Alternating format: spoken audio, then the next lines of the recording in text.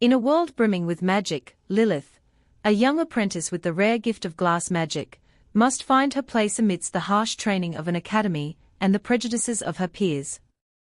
Her story is one of growth, self-discovery, and finding strength in adversity. Prologue. She has freckles and is no longer white. Negative opinions on it will be completely denied or deleted. Banner by Jade Queen 100. Embarrassment.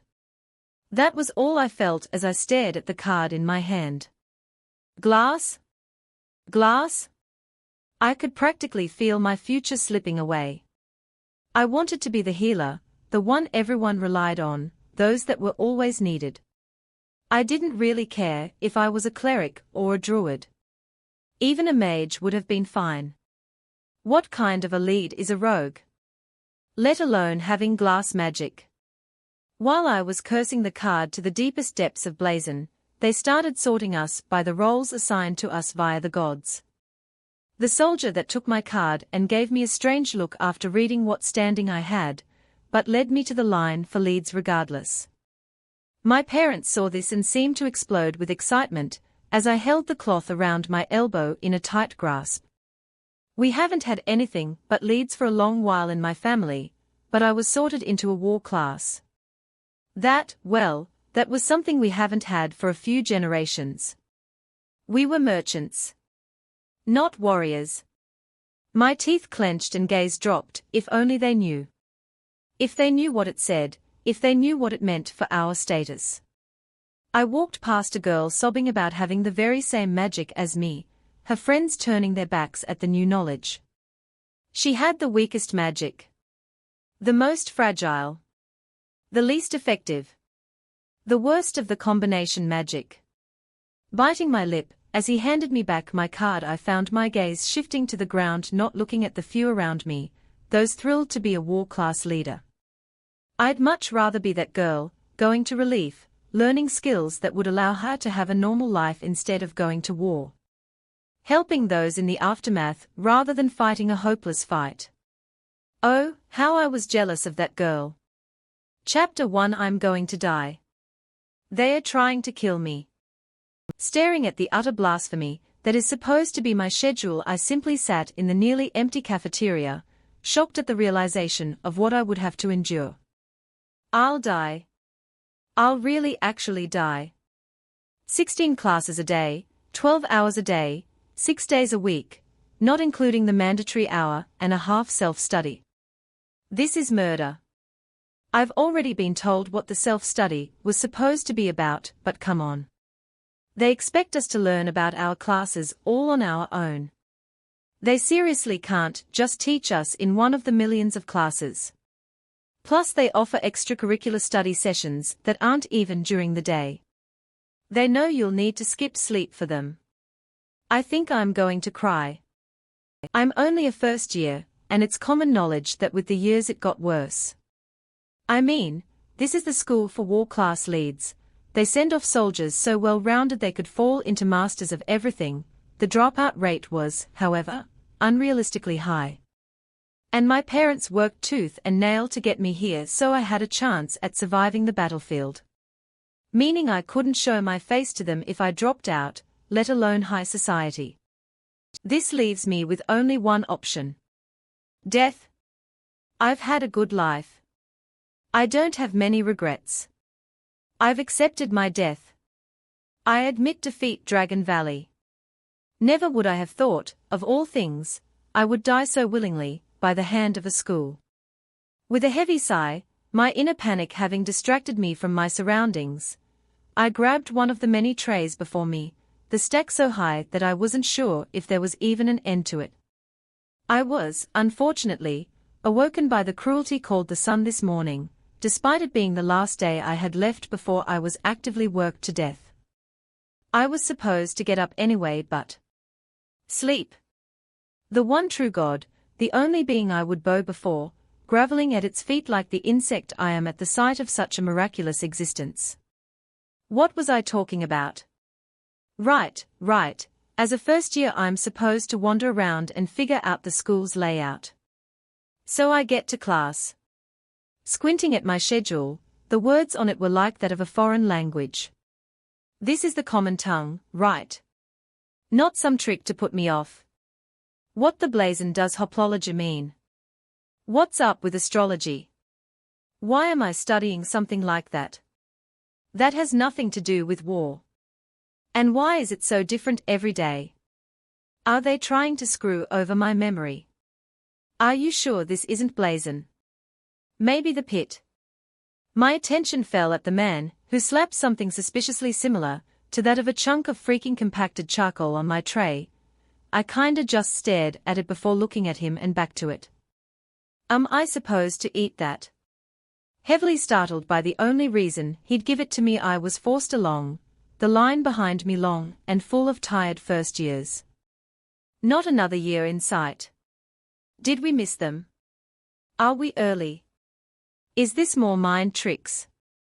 With a defeated sigh I sat down at an empty table, most being empty and all, and looked at the plate. It can't be that bad, can it? It can. I repeat, it can. Gagging as it flaked and crumbled under the slightest bit of pressure, the taste was worse than rotten fish with the texture of burnt chalk.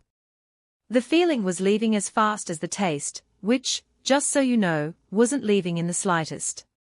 Grabbing the impossible amount of water, I tried to drown the horrible taste away, only to cough and hack as it made it worse. I hate this place. I hate this pace. I hate this place. Groaning loudly, I put my head on the edge of the table, my tongue stuck out in a sad attempt of getting rid of both the feeling and flavor. No sleep. No food. How is this legal? This is cruel and unusual punishment. Were they mad that I was a glass mage? Is that what it was? This is my punishment. While I was wallowing in self-pity, the floor started to shake. Literally quaking. Looking up while wiping my teary eyes, not expecting an earthquake, I was greeted with a stampede of older kids, pushing and shoving as the feral animals raced to get the horrible atrocity they called food. Shouts and quite literal growls filled the once quiet cafeteria. One of the vultures honing in on me as I stilled, rushing over at an impossible speed, his hands slammed into the still empty table. Why done with that? The dwarf asked, his sharp gaze on the horror that was supposed to be my breakfast. I barely managed a nod before he was shoving it in his goblet and finishing my water, running off just as fast. What just? Glancing around, I found others being preyed on, the stampede over nearly as fast as it started, leaving us poor newcomers at a loss for what just happened. It took a few minutes for me to recover from that shock, but I grabbed the empty tray and put it with the others, heavily confused and mildly terrified. Running my hand through my hair, I shook my head gently, forcing the newfound memory deep down, the horror not to be talked about. Flicking my wrist up, mildly uncomfortable at the ceiling-facing position, but not enough to complain about it, the clear part of my bracelet lit up once again. As my schedule displayed itself with a white hue, I frowned, staring at the monstrosity that was my future, having no idea where any of the classes were. I didn't even know what half of them meant, let alone where they were, and it was hurting my head already. School hasn't even started. Do they seriously expect me to survive this? Oh, stars. Kill me now, no reason for me to suffer. Chapter 2. I was lost after the first 10 minutes of my exploring. I did conveniently find a map though, which was great. Until I found another completely different map. Followed by another and another and another. What in blazon is this? Squinting at the latest map with scrunched eyebrows, I tried to figure out why they hated me so very much. Why did it have to be so confusing? Couldn't it just be a normal school that didn't loathe everyone that dared go near? With a heavy sigh, finding no reason for continued resentment, I pulled off one of my many necklaces and held the crystal up at the proper distance. Mumbling the stupid command, capture portrait, I took yet another image, grumbling as I wrapped the twine around my wrist, getting tired of having to pull it off and on my neck. I continued to wander, taking more and more photos of different maps. every single one of them different, leaving me to drown in confusion. I am not ashamed to admit, I ended up crying in the corner like a child, completely overwhelmed by literally everything this place stood for. Though, as a bonus, I learned that if you click on one of your classes they tell you where they were. And these bracelets are 100% snot proof. A fun little experiment that was. Sniffling, I grunted, wiped my cheek, and looked for what was mentioned in the directions. It gave me the room, wing, building, and teacher as well as simple directions, but it had no clue where I was either. So, I was left to find something familiar and move from there. My feet hurt, my legs were practically on fire, and my face was heavy, my eyes were practically swollen shut. I'm not sure I'll actually be able to do this. Sighing, I rubbed my eye, sluggishly bringing myself to the wall, the plate embedded beside saying this was indeed the class I was looking for. Digging through my bag lazily, I found the small case and pulled out the needle. Pricking my finger, I drew a circle and placed one of my smaller crystals in the middle, holding my bloody finger in my mouth, sniffling the chant, I need what I seek, allow me a peek, bind thy place, without a trace. I waited for the small flash that meant it was successfully imprinted. I wasn't good enough at blood magic to not have to imprint it on something, but I work with what I've got. Chants were way harder to control than one would think, so the easier the chant, the higher the chance of it working. Not to mention the fact this is usually used for moving targets with a minor tweak to the chant. Tracking spells were useful beyond their original purpose after all. Most spells were. Yet no one wanted to talk about it because it was blasphemous, and an insult to the gods that created them. I continued to bind the location for each of the classes I had, different libraries, locations, and since my fingers already hurt I ended up running through the libraries, and marking genres. Drawing the last one, my finger resting in my mouth once more, as the crystal imprinted and the bell rang I shivered in horror, having gotten caught in the hall between my classes. I was nearly killed. Tramped to death was not the way I wanted to go. Pulling the crystal away from the circle, as it finished imprinting, I glanced away from the blood that simmered and steamed, disappearing from sight while I look at what appeared to be a sleeping first year. I could tell us apart from those monsters already. Sighing, I ruffled my wild hair, equally tired but not willing to sleep in the open. Trudging my way to the dorms, I was left asking equally clueless newbies if they knew where the Watcher was. Eventually, not soon enough, I did find her. Oh? Your room. She hummed while I nodded, ready to pass out. Looking over my offered card, she smiled, running her hands through the many keys on her equally vast amount of keyrings. You've got one of the only singles given your abnormalities. Here you are, dear. I'm assuming her words were due to that of a safety issue variety, because if I don't, I'll have to admit there's magic discrimination here, and I really don't want to deal with that right now. Taking my card and key, I gave a tired wave, really hoping that it was just that.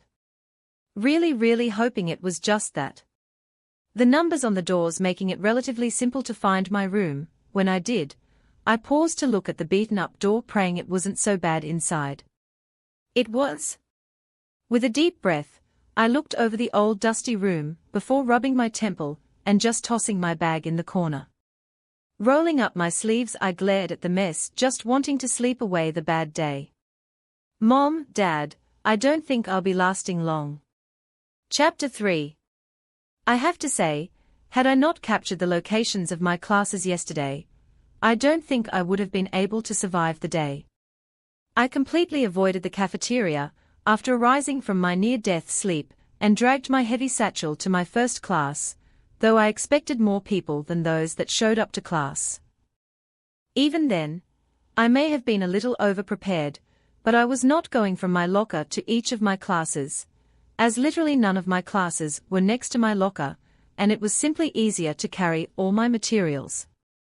Now, I was prepared for death, as one should always be, but the teacher was late. More than late. Halfway through class late. When he did saunter in like he wasn't late, the elf had the audacity to say what he did, more than I thought," he hummed, seeming surprised. "Well, I'll be your teacher for language basics this year." With my notebook out and quill in hand, I watched him write the language name on the board. In said language. I felt my brow twitch, but I didn't say anything. How was I supposed to know what it said if it was not in the common tongue? Or at least something else I knew how to read. You wanna know what he did when he noticed someone raise their hand? Raised a brow and smirked, immediately writing at an inhuman speed, leaving my wrist to cramp and everyone to panic. He didn't give us any time to write it all down before he'd wipe it clean and start anew. I could practically feel my brain melting out of my ear, as I had to pick between listening and writing. Praying I could use my notes to fill in the words he was saying, I focused on the writing and continued to completely murder my wrist and hand. It continued to the next class and the one after that. Each teacher late, as could be only to shove things I wasn't going to remember down my throat. The only things remaining in my head being what a few classes meant. It was sad. Lunch had me hiding in the bathroom crying with many others. I'm not exaggerating either. It was cramped, but none of us were gonna cry outside, and for some reason I found myself clinging onto another blubbering girl until the bell rang, and the lot of us were forced to go to our next classes, by a herd of teachers who couldn't seem to care about all of our tears, some even telling us to wipe our noses with disgust. The only teachers to show up on time were those in charge of the physical classes. And they were just as cruel. I threw up 3 times in the span of a single period, and was forced to go to the nurse's office after passing out, much like many of the others that had to suffer the wrath of sadistic teachers, who wouldn't even bat a lash at our pain. The moment I regained consciousness, I was forced to drink a large glass of water and sent off to my next class. Hand to hand wasn't kind either. I was back in the nurse's office within the first 2 minutes, with a broken nose and cracked ribs. I wasn't good at hand to hand. I was more of the run for your life kinda person. It was a joke at first, then a possibility, but now I think I really might end up dying here. Probably in a pool of my own tears. Maybe some blood. When I had gotten up the next morning, after successfully crying myself to sleep, and found that my shoes were missing, I didn't even try to keep them in as I made my way to the cafeteria, barefoot and with tears streaming down my face. I did find them, about 6 periods into the day, with my feet feeling as if I had walked across coals. They were in a tree. Unfortunate words I had hoped were not going to be a thing scratched into the tree. Why not just eat the glass? Was it clever? No. Was it a direct insult to my magic, meaning I could report it? Technically also no. Were my shoes still in the tree? Yes. So, with heavy limbs and throbbing feet, I climbed the tree. I doubt it was a first year, considering we've all been too busy to act like literal toddlers, but I couldn't think of why any other year would know. Only those in my magic classes should know. Hissing, my foot slipping and a warm fluid making me frown, I sniffled and pulled myself onto the branch my boots were hanging off of. Crawling along it, I paled when I heard a crack. Looking behind me, still as I could be, I found the branch's inners out, and with a yelp, I was falling with the branch. Chapter 4. I feel like I had never really pointed out how fucked up the school was before, and it was weird that I never had bullying, I guess. 'Cause, you know, I have her magic being a big thing she hates, but there won't have been anything for her to internalize that hatred other than a small comment or two. I don't know, I hyped it up too much without giving a reason, so you know. Poor Lilith, 'cause this book will be a lot meaner to her than the original. LMAO, am I right? My body hurt, my head hurt, my foot wrapped, as non-threatening injuries were not something that the healers would heal. I was starving, and so exhausted, but I still wasn't allowed to sleep. I had self-study in Library A, and well, despite libraries have always been a safe haven for me, this one, as well as every other in this blasted place, was anything but safe. There was this heathenistic thing one had to fear. A librarian, the creatures so silent you won't know when they begin their way in your direction until it was too late. So, with these distressing beasts near, I dragged myself to the library and flopped into a chair after collecting some books from the rogue section. The self-study was intended for one's class. Mine happened to be rogue, so I was supposed to study that, and I tried. I really did. But sleep seemed so comforting, and I had found myself dozing off. I was, unfortunately, awakened by one of the monsters called a librarian, who did not seem amused. So, I tried once more: study, study, study, study, sleep, study, sleep, study, study, sleep, study, sleep, sleep, study, sleep. That sounds so nice. What was I supposed to do again? It started with an S. Sleep? All right, if I insist. Cuddling into my arms once more, I drifted off again, only disturbed when my bracelet started to vibrate, signaling I had completed my studying. Studying. That's what it was. Scratching the back of my neck, I just sighed and collected my books to put them back, knowing I'd just sleep, and put off my shower to tomorrow. I practically crawled back to my room before collapsing on my bed. I skipped dinner again, curiosity not nearly as strong as exhaustion. Grumbling as my wrist vibrated, I rolled around until I couldn't sleep any longer. Grunting, I pulled myself into a sitting position. I found my body hated me so much more today than it did yesterday. Opening my schedule, my drowsiness was wiped away as I felt the color drain from my face. I had 5 minutes before class. Scrambling to pull on my uniform, I stumbled around looking for my shoes before clicking my tongue at the childish actions, and bolted straight to class, as I tamed my hair on the way. All of the regret hit me at once, as my aching body roared to life and my foot reopened. When I got there, just in time, I found anger rearing its ugly head in my direction, as the teacher had shown up late once again. Mumbling about how even more students had found their way to class this time. I could have found something, anything, to cover my now chilled and raw feet, but no, I had to rush to a class I knew the professor wouldn't be on time for, resulting in my injured foot to reopen to bleed. Not only that, but he had the audacity to dress code me for a lack of boots. Without so much as letting me explain myself, he had moved to start class, not even concerned about the blood on his floor. Slamming my hands on my desk, my nails roughly dragging over the wood, I glared at the man's back. He, having clearly heard with the rest of the class, slowly turned to look at me. His eyes narrowed as he did so. Roughly dropping into my chair, I dug my notebook out for the class he wouldn't even bother to name and slammed it down just as loud with a glare. It took me all but 3 more seconds before I was on my bottom outside the classroom, my bag getting dropped next to me with a recovery class slip. Staring at the paper for a long moment, I opened my mouth in disbelief before closing it and glaring. If I was going to get in trouble, I would have liked to at least have given him a piece of my mind.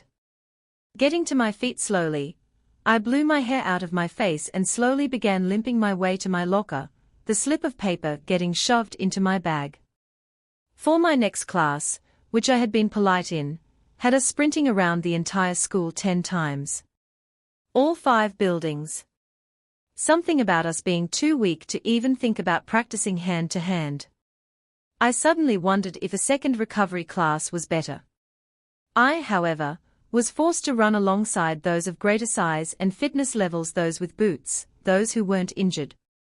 With sweat drenching my uniform, the pain in my feet slowly turning into a numb throb, a mess of a rap being I was ripping off my injured foot, my lungs burning so hot I felt like I could spit up embers at any second.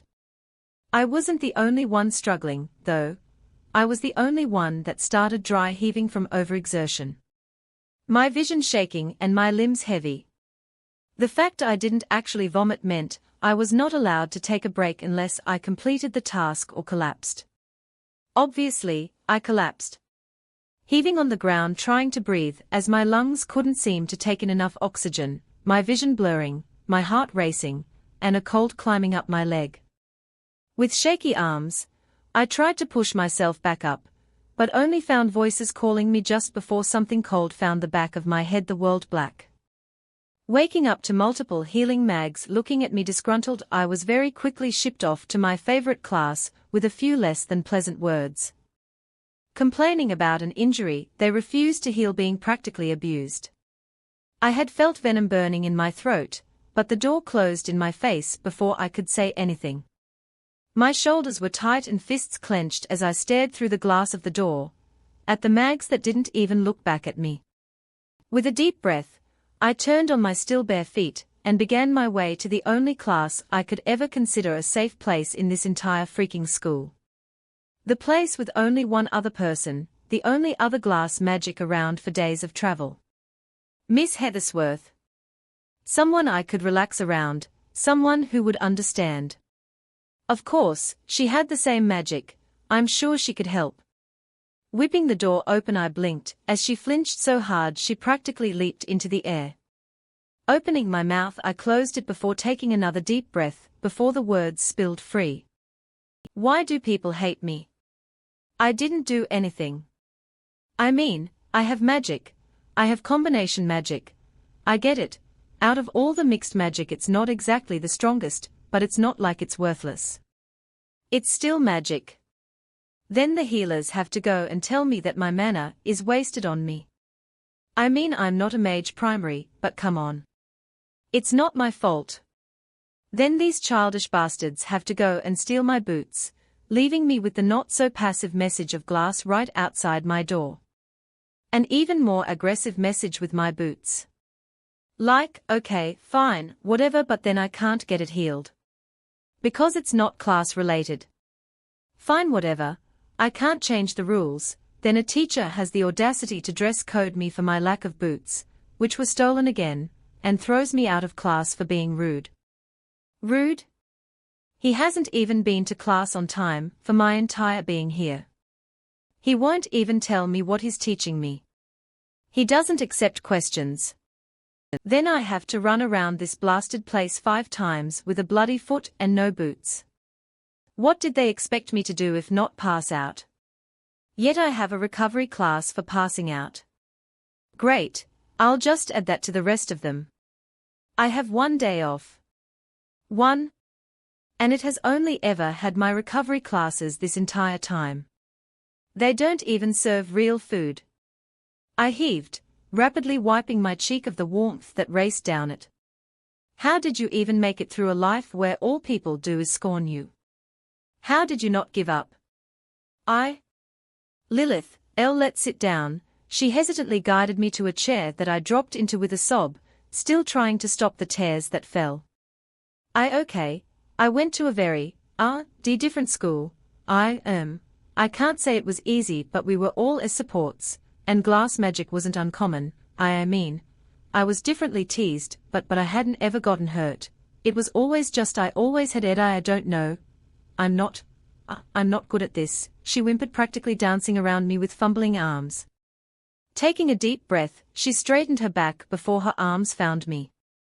We are not weak, we are mags with the highest quality of mana, with the largest of mana cores, and are the best distance mags there are. Combination magic is not magic they can measure with that simple element mindset, even the outliers are left to fight it. We are something they simply can't comprehend, she said, taking my face in her hands.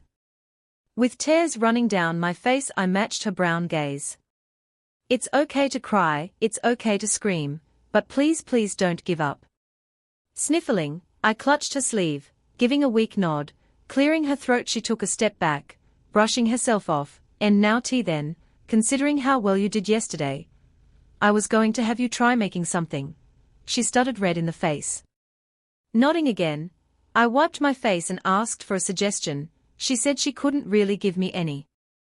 So, I'm stuck using a disabled imagination and swollen eyes. In the end, I decided something simple was best and closed my puffy eyes, trying to think up a dagger. A warm surge gently flowed through my chest, slithering into my arms, a short and curved dagger coming to mind, a sharp but thin blade.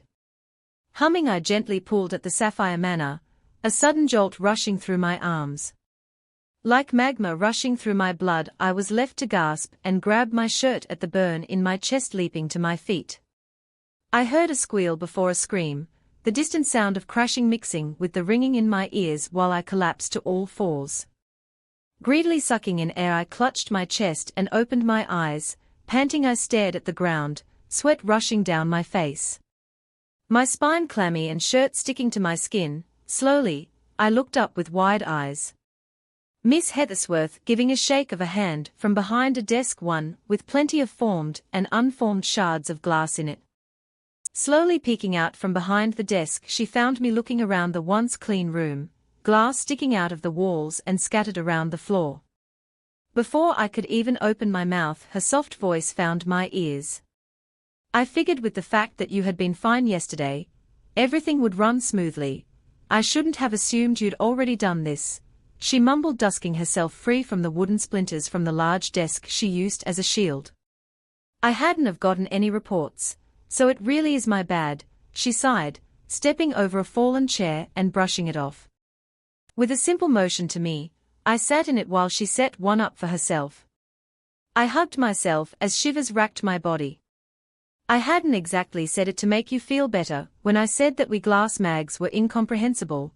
Our mana core truly is the largest. I've even known a few mags with such a large core it had grown out of their ribcage. You could see the stone sometimes, other times you could feel it just beneath the skin, she hummed, pressing her finger into her chest plate. She has a lovely purple stone that she still happily shows off. A soft laugh fluttering past her lips. But, well, for you to have had a burst after you've begun magic, I wouldn't be shocked to hear the same about you.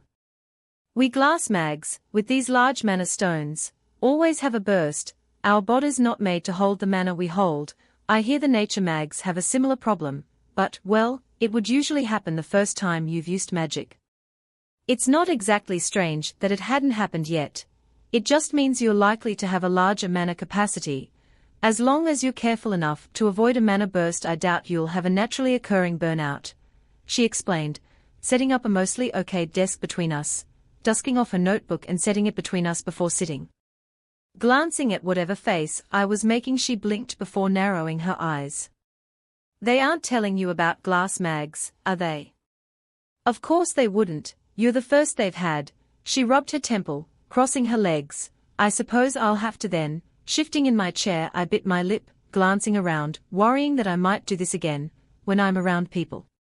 Where to start? She hummed, running a hand through her hair. Basics, I suppose.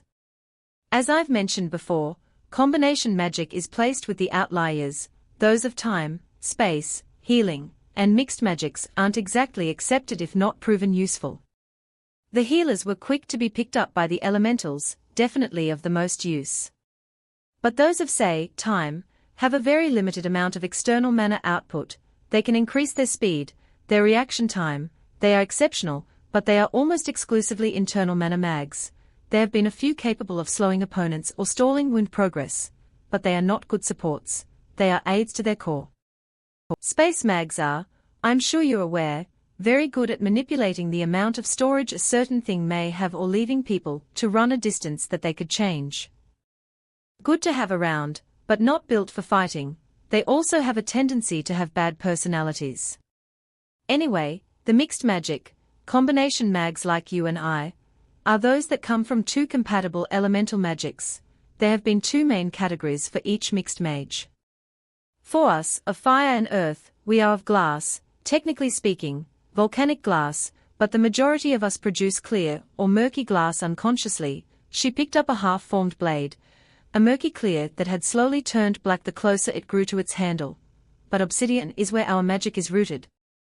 On the other end of the same magic, you have the magma mags, with magic almost identical that does not cool nearly as fast as ours, due to the difference in temperatures. Their ability to retain the heat in their magic. It's believed that we use less mana in conquering, which leaves our mana cores to grow larger at the less stressful actions, giving us more mana. But well, glass is quite easy to break. As if to demonstrate, she let the blade fall from her fingers, leaving it to shatter as it found the ground. This is where the stigma that our magic is weak comes from. However, it is just that, a stigma. While the physical manifestation is relatively fragile, we are the only mags capable of dropping hundreds of arrows on enemy soldiers. Sure, they have those mana shields to protect them, you may even have one as a war class, but eventually, they do crack, and the mags beneath are in fact mortal, she said, staring off into space for a long moment before jolting back to the classroom with a clear of her throat. Anyway, you, a mage younger than I, will have a mana stone smaller. I don't doubt that you'll grow a core larger than my own in a good 10 years, but first, you will have to gather mana to increase its overall capacity. Stress it if you will, just like that. She continued to teach me theory and how careful a mage with mana bursts has to be. Chapter 5 Incoming, Vixen, I repeat, incoming, Vixen. Here be the beast, enjoy her while you can. Groaning as I rolled onto my side, I ignored the crunching of glass, as I tried to snuggle back into the divine being called sleep. Not needing to be awake yet. Wait. Crunching of glass. My eyes snapped open as I looked around my once clean room to find it covered in glass, shattered and shaped, smooth and sharp, colorful and clear. Glass of all sorts lying around my room, some even hanging from my ceiling. I mean, I had a chandelier. Scratching my head, as it looked vaguely familiar. I may have seen that in my dream. I can't really remember what it was about. I mean, Miss H did say having a burst in your sleep was a normal thing, so. Whatever, I'm going back to sleep. I'll deal with this later, when I'm not hurting so much. Grunting, I fell back onto my pillow, and went to close my eyes only to scream as something moved.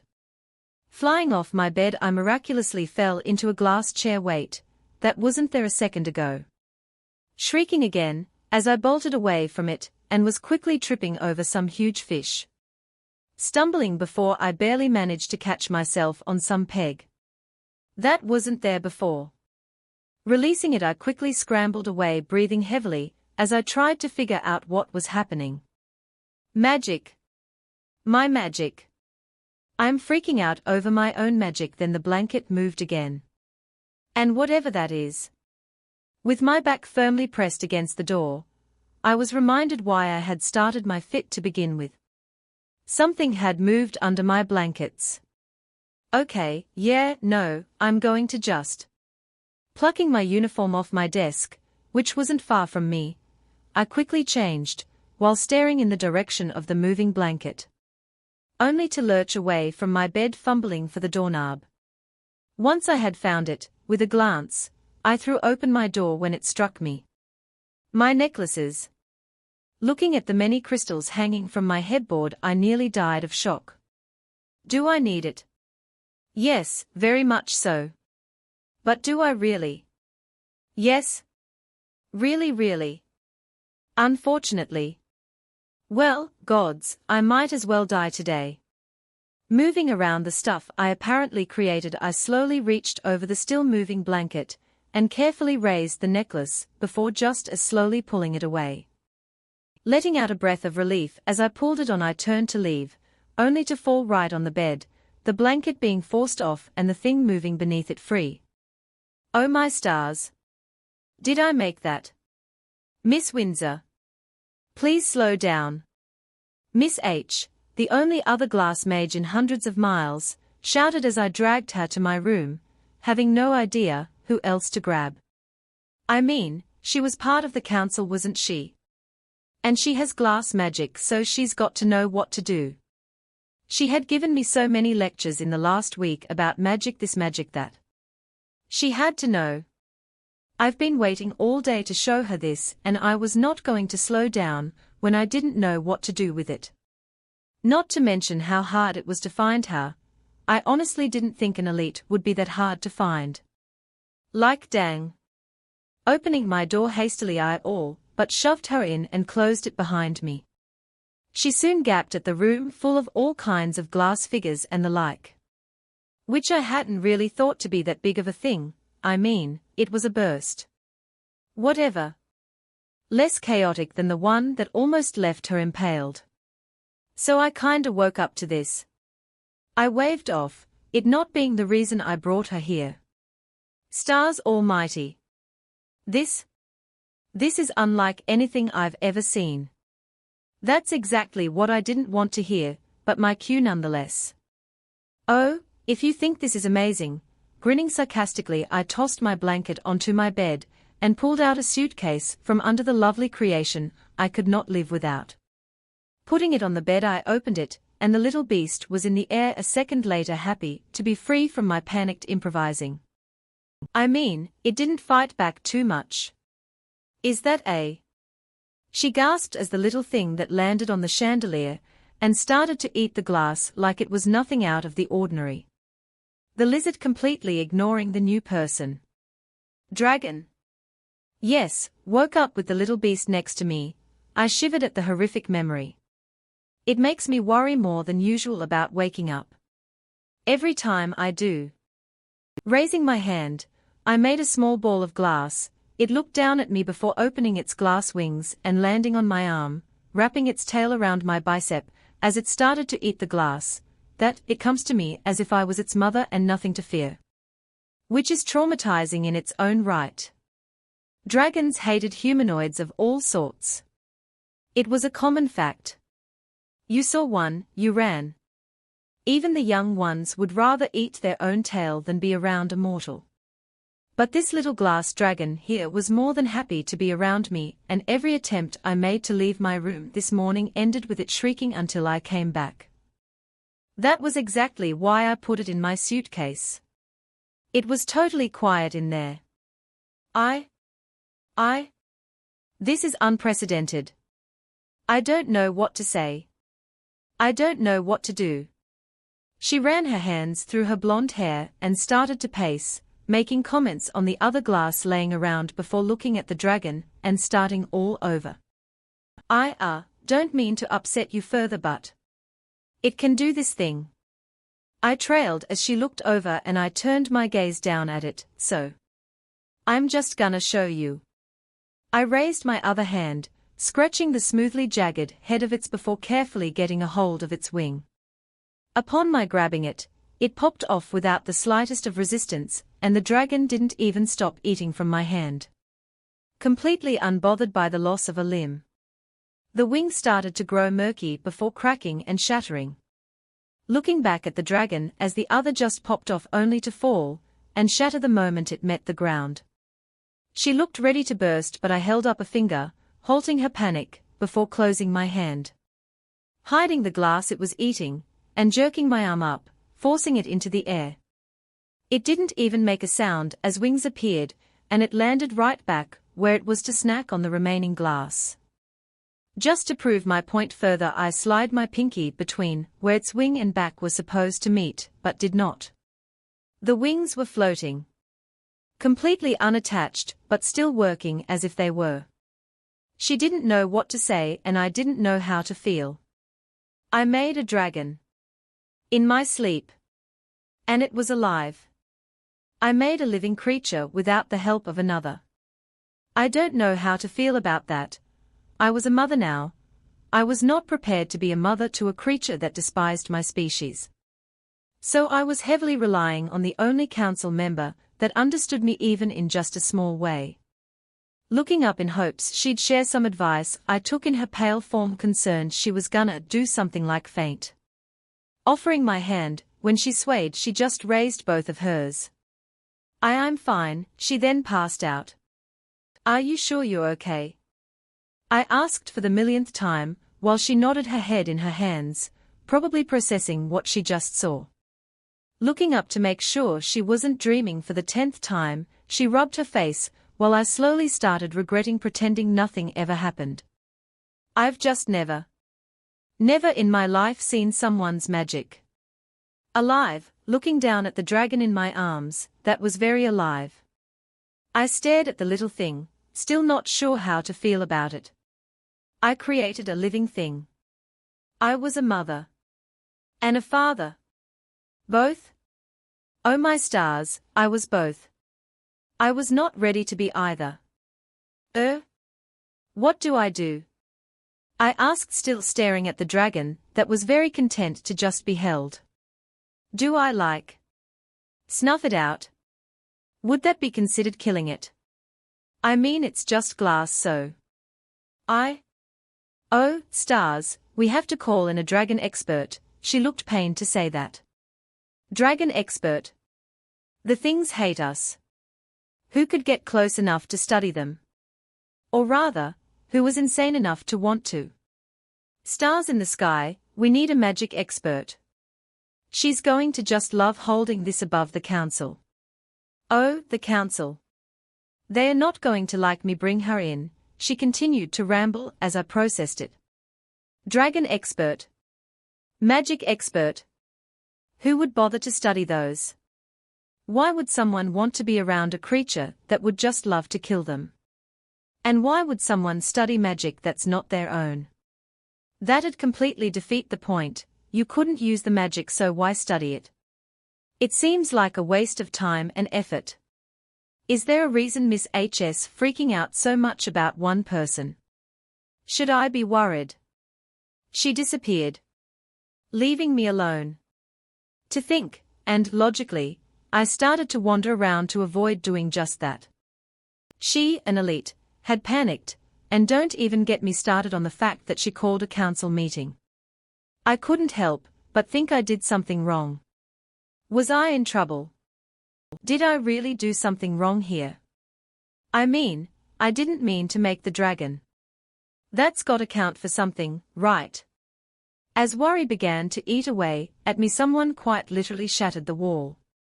Like, they were thrown through it and it just broke, as if it was not made of brick and wood. You wanna know what they did while I stood horrified? She grinned. Effortlessly getting up with a sinister grin, she brushed herself off and grabbed the destroyed walls, which was quick to crumble under her touch. Before I knew what was up, she disappeared. Gapping at where she had been, I heard distressed calls from outside. So I looked out of the now destroyed wall to find her popping in and out of existence like it was nothing. Space magic. A magi beyond any other if she could teleport. My already wide eyes just grew bigger, as she used more than space magic. All kinds of magic that defied the laws of nature. It was one thing to be a dual wielder or combination mage, like myself, but to use so many different types. Not possible. My mind seemed to finally process just who she was fighting in such an animalistic fashion out of human capability. The council. She was fighting the council. She kicked the fire elite off her, easily putting out his fire, her foot holding in the air like a wind mage, before she axe-kicked a glaring earth elite. Her torso twisted as he went flying, swatting the water elite's magic with an eye roll and grabbing the mage above her, slamming the wind mage into the water mage by his ankle. She was winning. How is any of this possible? Having any more than 2 types of magic would destroy your body. Even 2 types put a huge strain on one's body. Yet she was perfectly bending nearly every pure magic I've ever seen into a fighting style, not of this world. She was a monster. A grinning monster. What are you? For the love of stop. I all but yelled, not knowing what else to do. She was going to kill them at this rate. And miracles of miracles, she did as asked. Peering over her shoulder curiously, I clutched my dragon closer to myself, as her mismatched gaze found me. My eyes grew wet at the realization I should not have done that. I was going to die. Oh, my stars. I was going to die. I didn't want to die. Not now. Not like this. A calculating haze fell over her gaze, as it shifted to my dragon, before surprise flashed in her oddly colored eyes. Then pure and utter joy blended with fascination and enchantment in the most childish way imaginable. She practically bounced over as I recoiled in fear, the beast I watched practically obliterate the entirety of the council staring at me in innocent joy. I've never seen someone change so drastically in my life, let alone so fast. She paused, looking down at herself only to look back up with a calculating glance of glee before she once more disappeared. Not even a second later she had popped back into existence right before my eyes. With a baby dragon. Staring at it as it looked around confused, I relaxed my grip on my glass dragon, somehow my worry melting away, but the beast in my arms suddenly decided it wasn't just an ornament to be carried, brought it back pretty quickly, if I was being honest. It started to pull and squirm, trying to break free of my grip, leaving me to desperately hold on to no avail. It got away from me and rushed toward the other dragon. She didn't even restrain hers, as it just jumped out of her arms. They started to growl and snarl at each other viciously in less than a second, making me panic once more. I didn't know why I was panicking, but the idea of something happening to the clear creature was enough to hurt my heart. Food. It freaking loves food. Pulling my hand up, I made a ball of glass, hoping to get its attention. It thankfully worked. Ditching the bigger dragon, it wrapped its tail around my arm and started to eat, while I let out a sigh of relief. I still didn't know what was going to happen to it, but until I was told otherwise, it was under my protection, and I doubt it'd win against a real dragon. Looking at where the woman was, I stiffened when I didn't see her. She was gone. Looking around, panicked, quickly remembering her untamed way of fighting, my entire being screaming that I was going to die. I wanted to run, so bad, but something stronger was screaming at me to stay still. So I did. My breathing cut immediately as I listened and only listened. My gaze was on the ground as I tried to pinpoint her. Her dragon was still staring at mine, but it didn't dare move from its spot in the air. Its wings gently beating while it silently waited. Almost like it didn't notice the humans around it, its attention fully on the other dragon, the fake dragon, the glass dragon. Breathing. I could hear breathing. Right behind me. Twisting around, mortified at the idea, I found that she was indeed behind me. Jumping a good few feet away from her, I stared wide-eyed and horrified. She stared at me for a moment before taking a step back, confusing me like no other. A wide grin spread over her lips as she made a very strange cooing noise, and the dragon, that had been hovering, immediately went to her purring. Purring. Dragons hate mortals. Why, hello little one, I'm going to assume you're the reason I was called to their oh-so-precious camp. You can call me Vixen. Chapter 6. Watching her from the corner of my eye while she looked over the many books, every one of the council members watched her closely. As if she was about to attack, which I didn't doubt. She could overpower each one of them with ease, and yet she was skimming books without a care in the world. Glancing at her from the corner of my eye, my dragon in my lap, I took in her peculiar appearance. She was so pale, and her eyes, oh, her eyes were the strangest things I have seen in my life. One was a vibrant purple that I swear I saw clock hands and even numbers in, while the other was a blend of so many colors yet red held strong. It looked so much like an abyss. A black hole, really. Her pin-straight pitch black hair was smooth and silky in its race down her back, practically past her hips. It was crazy long and actually looked as if it was pulling the color around her into the void that was her hair color, the only thing restraining it being the goggles covered in spikes that were pulled back, resting atop her head. My eyes hit the table a second before I felt her gaze shift to me. I couldn't help it, curiosity eating away at me and practically forcing me to look up. I just had to see if her eyes really were what I thought they were. Their overall shape somehow held a sharp and thin shape, her long lashes shielding those strange eyes of hers. Oh yeah. A clock and a black hole. Looking back down at the table, her face flashing in my mind, I chewed on my lip. She had a high nose and thin brows, her lips small but full, with two beauty marks, one placed just under her mouth and the other next to her nose. She couldn't be more than 10 years older than me, but she just gave off this aura of maturity and fluidity. Glancing at her again, I found she was staring at my dragon. I took the chance to look at her bold outfit. She wore a practically skin-tight outfit that covered nearly every inch of her. With a cream and brown corset worn outside of her black bodysuit, her chest swelling from above the tight cinching of her thin waist, the fanning of her hips showing off the strange leather straps on the side of her corset. Hooks latching the front. It truly was unlike any corset I had seen before. That bodysuit of hers was hugging her like a second skin, hooking over her thumb all the while climbing her neck, tight but apparently not chokingly so, and hiding under what looked to be a collar.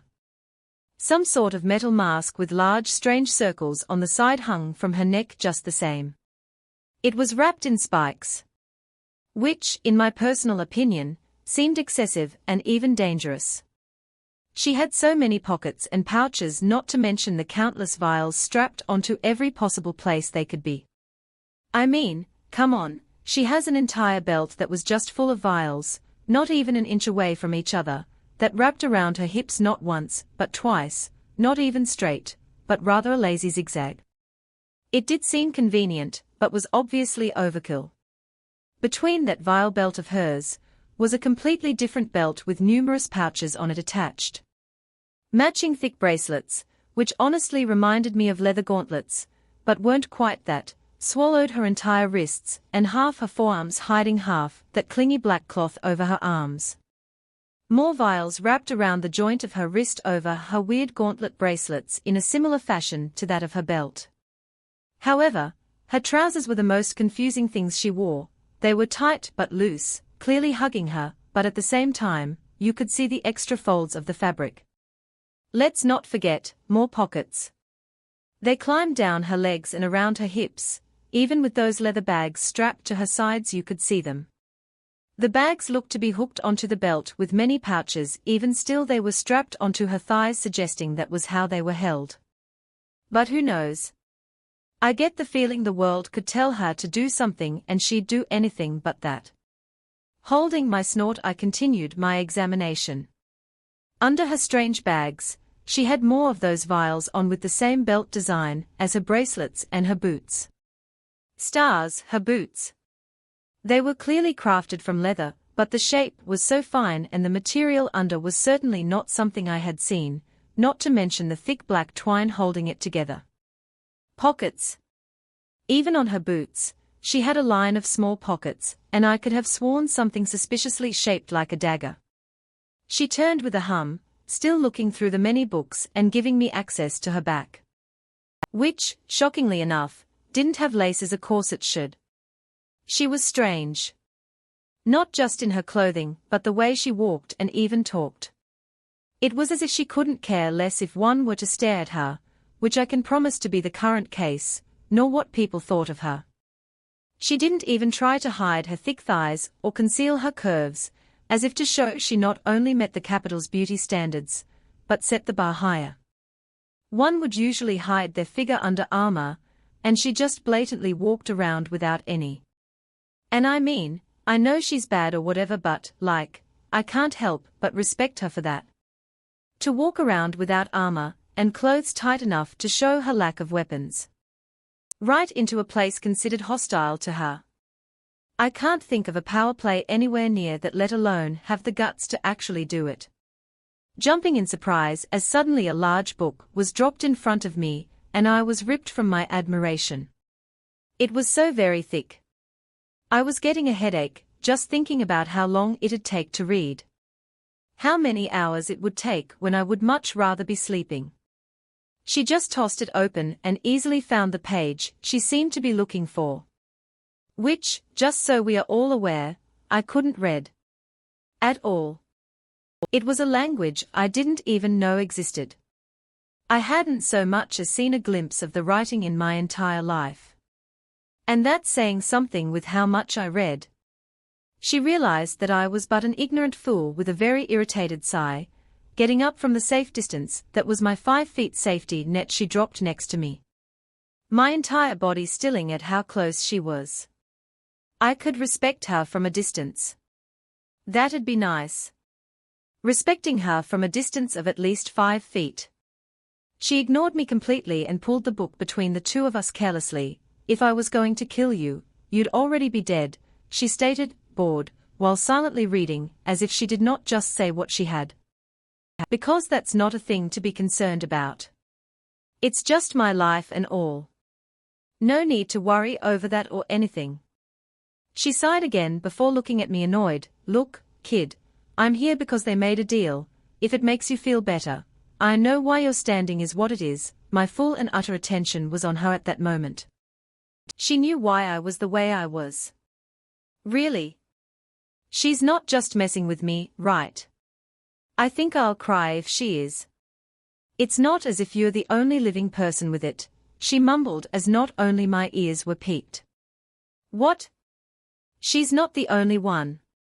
The healing elite asked with a rough, surprised, but mostly demanding, voice while Vixen just glanced at her. That you know of as of this moment. Definitely. Mainly because you don't have the decency to ask me, she pouted teasingly at them before grinning. It's actually common among dual wielders, though I'm sure you already know that, all things considering. She waved them off and continued to read, leaving us to process that. It's common with dual wielders. Am I dual wielder? I all but shrieked. That could make me worth something. It can balance out my glass magic. I could actually go to war without the guaranteed death I was dreading. I mean, combination mags aren't ever dual wielders, but people don't make living things with their magic. Alone at least, I mean, you need at least two people if you wanna what? No, she snorted and I felt my face fall. Oh? I see. You don't fall into that category, you're more of an. Pushing the book in front of me once more with it turned to a portrait of a man standing next to a living flame that happened to be in the shape of a lion, she continued, an immense. She shrugged, leaning into her hand once more. An emu's. I tried, but she rolled her eyes. So, I guess I got that wrong. Just gonna let me embarrass myself over here. All right, well, no big deal I guess. Yeah, sure. Combination mags are like the worst in this regard anyway, she mumbled with a smirk, glancing at me from the corner of her eye, plus I'm gonna go out on a limb and say you're an artificial one, not organic. What does that mean? I asked, ignoring her comment because I really couldn't dispute it. Which part? You being a child conceived through magic, or a freak of nature? I'm going to assume you're asking about being a freak. And it means you can make living things, animate them if you will, though it's heavily restricted to your own magic. I can make living things. I don't know how to feel about this. Her insults aren't helping either. They are kinda distracting. What she did next, however, just made it worse. Opening her palm, with a look of pure boredom, she created a fairy made purely out of ice. Unless you're me, then all magic is your magic. If you're inspired by Lilith's courage and determination, don't hesitate to hit that subscribe button and join us on our magical journey. Let's grow, explore the unknown, and meet every challenge together.